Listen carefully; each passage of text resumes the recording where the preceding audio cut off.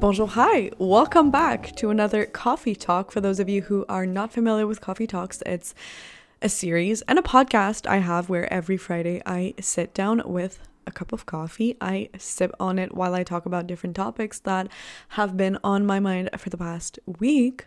And this week is no exception. The sun is out finally. I feel like the past couple of coffee talks have just been like gray. And now it's sunny, it's beautiful, my mood is up, I am feeling pretty, the coffee I'm drinking is amazingly good, my nails are freshly done, it's just, today's a good day, today is one of those days, everything just feels nice and right, and also, I have been to my first ever drag show last week with my sister because we are both RuPaul's Drag Race fans. And believe it or not, we attended our first drag show ever. And it was incredible. It was insane. I loved it so much. I screamed so much. I had honestly a blast. I mean, I didn't expect anything less, but seeing a drag performance live made my life complete. I can now die happy. But obviously, and as always, this is not the topic of today's coffee talk. Today, we are talking about the importance of surrounding yourself with people who make you happy. This is a pretty long title, so I'll probably make it a little bit shorter, but that's still what we're talking about today. Prior to going to the Drag Race performance, I attended an event with a friend of mine, and we were talking about how some people sometimes don't necessarily have the reaction that we would like them to have. Because we were talking about something like a great news, a happy news, and how some people did not receive it well, and how it could be very disappointing sometimes to surround yourself with people who don't necessarily share the same joy as you, or they don't share it the way that you would want them to. It happened to me so many times in the past, and more now I try to surround myself with people who truly and fundamentally make me happy, and who want to share happiness with me, and who share these happy thoughts and these happy memories with me, and who just make me feel overall positive. And I'm glad to say that it's working out for me, though I have lost some friendships in the past because of that. But ultimately, it makes me into a happier person, and that's the goal here. And often it's pretty hard to notice when somebody's not really that good of a friend, because speaking from experience, I've stayed friends with people just because I didn't question it further than what it was. I didn't really question the friendship because I didn't feel like it. But sometimes taking a step back and asking yourself what that friend is bringing you, or even, I'm saying friend now because that tends to be the area of life where this happens to me. But it can be any type of relationship, honestly. Where I'm getting at is that if you are uncertain about a person, if they bring you joy or not, think of it the Marie Kondo way. If it doesn't spark joy in you, throw it out. Get rid of it. That's the way I see it, honestly.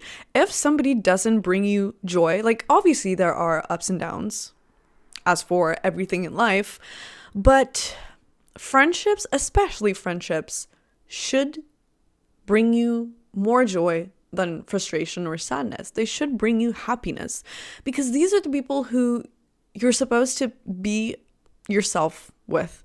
These are the people that are supposed to accept you no matter what. These are the people who should encourage you to become the best version of yourself, to become just the greatest person out there. They should cheer you up, they should root for you, and they should be happy for you. They should not resent you, they should not be jealous of you, and they should not judge you for the person that you are, because that's not what a friend is. That's an acquaintance, maybe. But a true friend should just bring out the best in you, and they should just make you feel happy thoughts, you know? And this reminds me of a TikTok I saw recently, and it resonated a lot with me because I'm being more and more present on social media, and I'm growing more and more on social media. And essentially, the person in the TikTok said something along the lines of, your truest friends are the ones who interact with you on social media, who encourage you for what you do and who support what you're doing. And for all of the social media people who create content and their friends are not rooting for them, they're not engaging with that content, well, are those actually your true friends? I'm paraphrasing. Anyway, I'm not saying it right, like the exact words, but essentially that was the essence of the message. And it resonated a lot with me because I have friends who, I mean, that's the thing though. I shouldn't take these friends for granted. And I shouldn't assume that all of my friends are supposed to support me on social media. But the ones that do, these are the golden ones. The ones that take the time to watch what I do, to comment, to like, to share. These are your truest friend. And I personally work in social media, so that's how it translates for me. But if you're not into social media, your truest friends are the ones who are going to support you in a project. They're the ones who are going to show up when you're moving. They're the ones who are going to help you build this thing. And that was essentially what the TikTok was about. It was about the people who show up, the people who are there, and the people who not only talk the talk, but walk the talk. Because in my opinion, and some people might disagree, but actions speak louder than words. And so you can have friends saying, yes, I'll do this, I'll do that for you, I'll show up here, I'll show up there. But the ones that actually do are the ones that you should keep close. And I've spoken about this in a previous coffee talk about specifically friendships, how I've always jumped from one friend to another, like not necessarily jumped, but I haven't had friends that I've been friends with for like decades, you know? Well, I say that, and I do have a few friends that I've known for almost a decade, but I've always jumped from one friend to another, not because I would get bored of them, but just because I would change and my interests would change. And so the friendships I would build around those interests and around just like who I was would grow with me. Okay, I might have lied. I said I didn't really get bored of my friendships. Sometimes I have. Sometimes I would want like a new source of motivation, a new source of entertainment, a new source of distraction. Therefore, I would find new friendships to be entertained with. But often what would happen is it wouldn't necessarily be like a really authentic friendship, because it would just be like a question of convenience, if you will. And that led me to not necessarily toxic friendships, but not meaningful friendships. And the more I've grown through the years, the more I've realized that these types of friendships don't mean a thing to me anymore. And I'm really craving authentic connections with other human beings. I'm really craving that sense of respect, understanding, open-mindedness, if that's a word. And where I'm finding this lately is through friendships. And I am so grateful for the friendships that I have, for the friends that I have, because most of them are exactly what I said. They're the ones who show up. They're the ones who support me. I do have a few people that I'm questioning their relevance. But overall, my friend group is pretty small, but is pretty good. You know, quality over quantity. That is my motto for friendships in adulthood. Because as we get older, obviously we'd lose a lot of friends, but the ones that stick around are really the ones to enjoy their company. And that's what I've been doing. And I've been so happy. And I've briefly talked about this in last week's coffee talk. I've said something about platonic loves, and this is exactly what friendships are to me right now. This is what they represent. And I am so happy to have them because it's a form of love. And I've had this kind of conversation with a group of friends last summer, so a couple of months ago, but I stand by what I said. That what I'm missing the most when it comes to romantic relationships is that I feel like I'm not totally able to let my guard down. And with friendships, somehow this is just so easy for me. But that proves that the friends I have are so golden because they allow me to have my guard down. They welcome me with open arms. And I am so happy with the friends that I have right now. And it's not something that everyone can say, unfortunately. I know so many people around me who keep these friendships that are toxic, that are not bringing them anything, and that are actually bringing them down, which to me is very confusing. But I get that sometimes it's just easier to keep it that way and not go out there and make new friends, because again, as an adult, it can be so hard to make new friends, and the more we get older, the harder it becomes for multiple reasons. But honestly, just go out there. And again, this reminds me of something else I've heard recently. I think it was in a podcast, how, and I'm the first one to have this resting bitch face, and I've been told that I looked unapproachable in the past, which to me sounded ridiculous, but then I actually saw footage of me in a crowd, and it's true, I looked like I was almost like judging people and bitching. But anyway, that's just my face. The point is, a lot of times we assume that people are better than us and that they wouldn't really want to spend time with us, or they wouldn't want to have a conversation with us, when in fact we're all just waiting to be approached. We're all just waiting to make new friends. We're all just waiting to create connections as human beings. Think about it. Have you ever thought to yourself, you know what? I'm good. I have enough friends. I don't feel like making a new connection today. I have enough. That has never happened. I mean, not to me at least. Maybe it has happened to you. But just take that leap of faith. And if there's somebody that you think looks cool, that you want to hang out with, just go ask them. Go ask them to hang out or have a coffee or have a drink.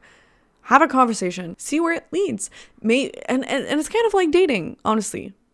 Feels a little weird, but ultimately that's the way to make new friends. You get to know each other, and then you get to share thoughts and opinions, but you don't have all these expectations that usually are on when it comes to dating, so it's a win-win in my opinion. And I'm saying to go out there and try and make new friends, but I'm not saying to be fake and just pretend to like everyone in order to make friends, because again, I said quality over quantity, but you never know who you can meet.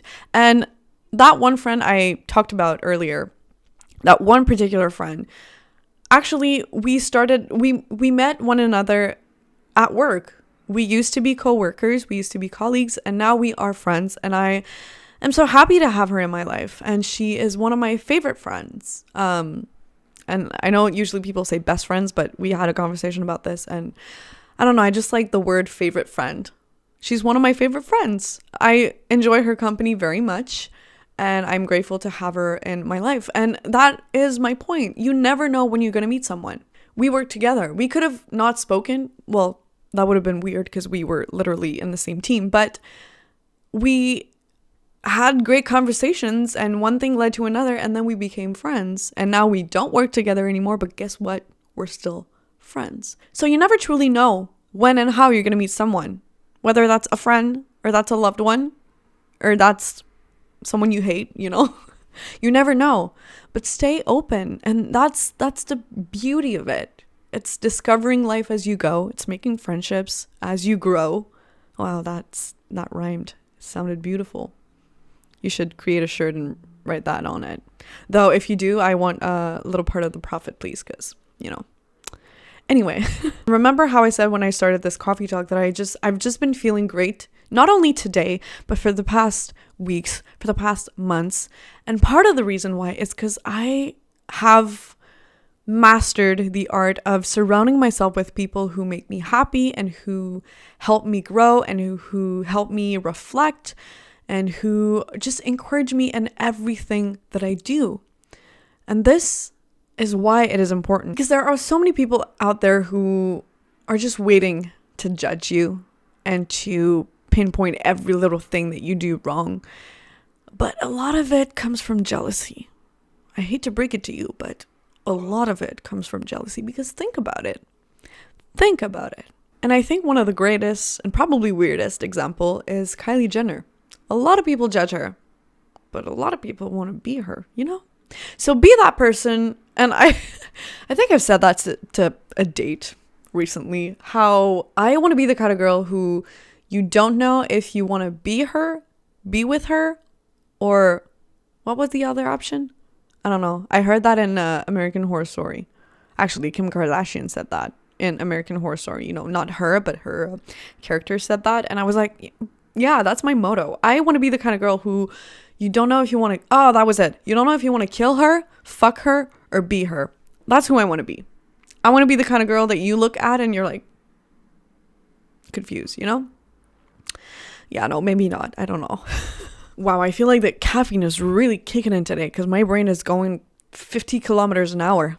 I'm Canadian, so yes, I do speak in kilometers.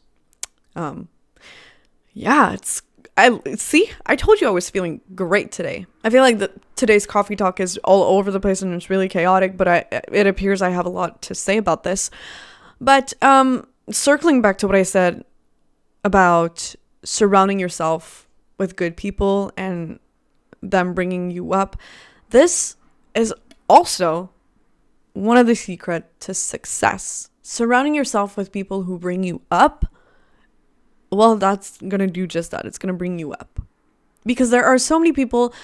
Oh, that's where I was getting. Anyway, circling back to what I wanted to say before talking about Kylie Jenner and Kim Kardashian, my point was there are so many people waiting to just drag you down, and some of those people are actually your friends.